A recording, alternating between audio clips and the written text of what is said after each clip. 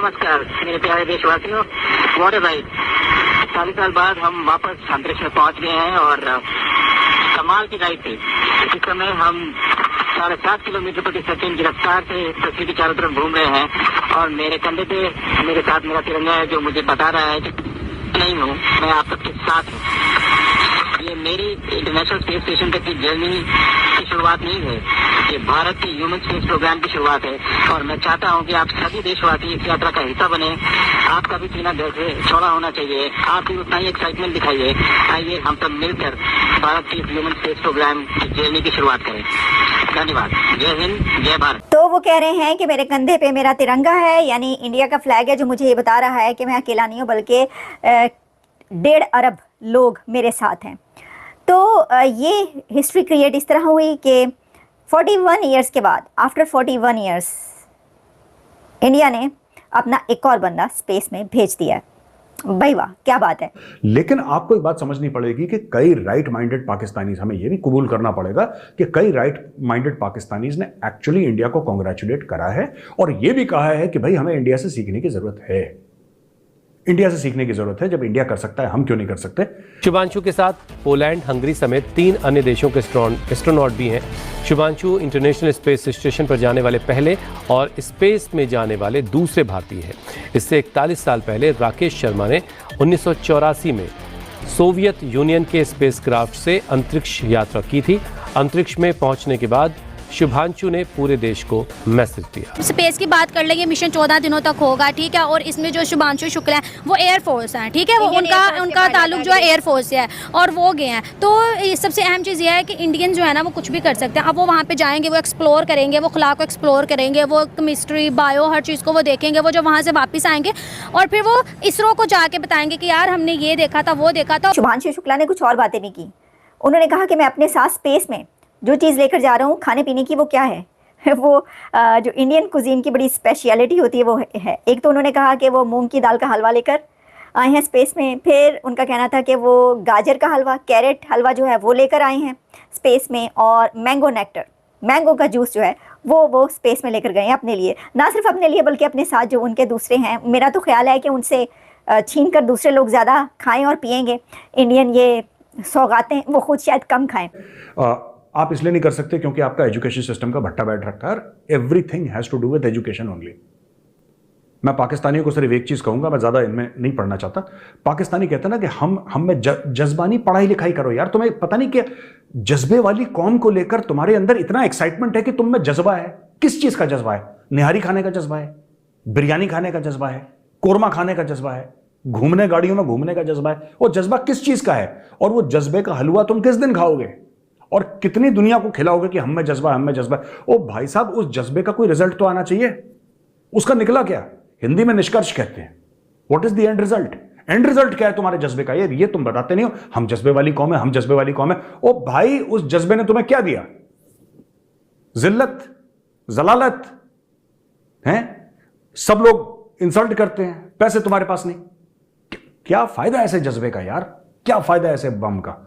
हमारे पास ये atom bomb है, हमारे पास एटम बम है। लोग कुरान शरीफ जला रहे हैं।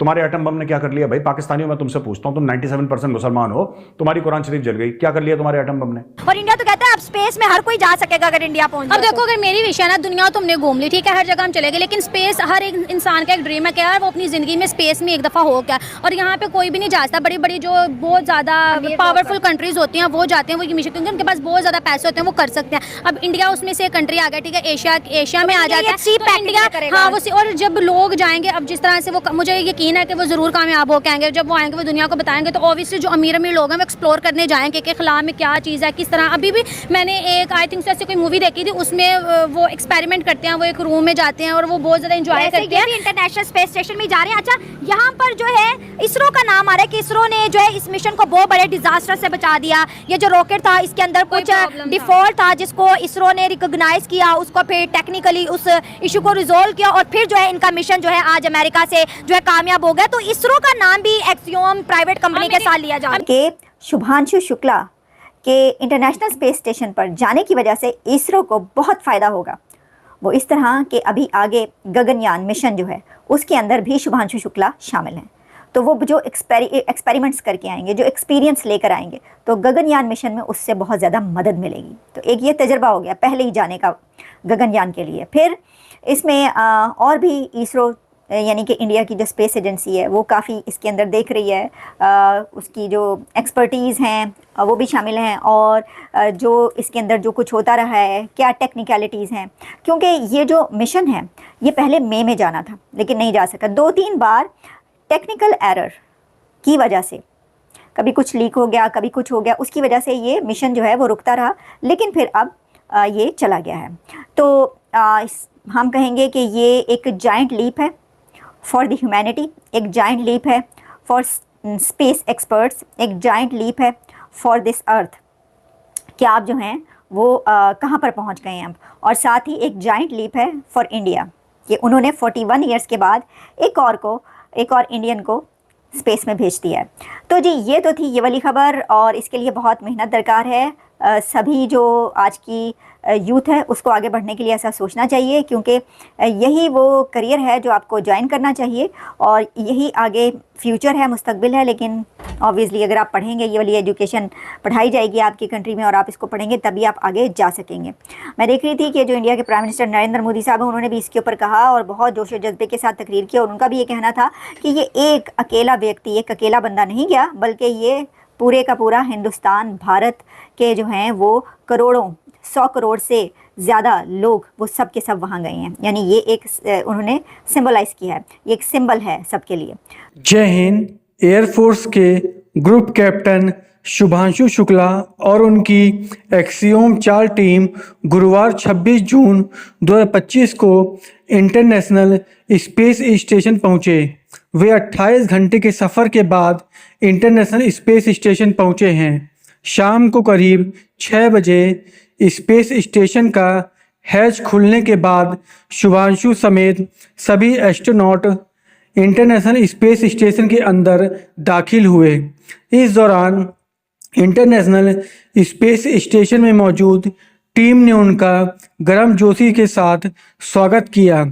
इंटरनेशनल स्पेस स्टेशन में पहुंचने के बाद अपनी वेलकम सेरेमनी में शुभांशु शुक्ला ने हिंदी में बात करते हुए देशवासियों के नाम संदेश दिया। उन्होंने कहा, आपके प्यार और आशीर्वाद से मैं सुरक्षित इंटरनेशनल स्पेस स्टेशन में पहुंच चुका हूं। उन्होंने आगे कहा कि बहुत आसान दिख रहा है यहां पर खड़े होना, लेकिन थोड़ा मुश्किल है, थोड़ा सिर भारी है, थोड़ी सी तकलीफ़ हो रही है, लेकिन ये बहुत छोटी सी चीज़ें हैं। उन्होंने कहा कि कुछ ही दिनों में हमें इसकी आदत पड़ जाएगी, तो ये सब दिक्कतें नहीं होंगी। इस जर्नी का ये पहला पड़ाव है और सभी 14 दिन हम यहाँ रहकर कई सारे एक्सपेरिमेंट्स करेंगे और आप लोगों से बातचीत भी करेंगे। उन्होंने आगे कहा कि जय भारत, जय हिंद।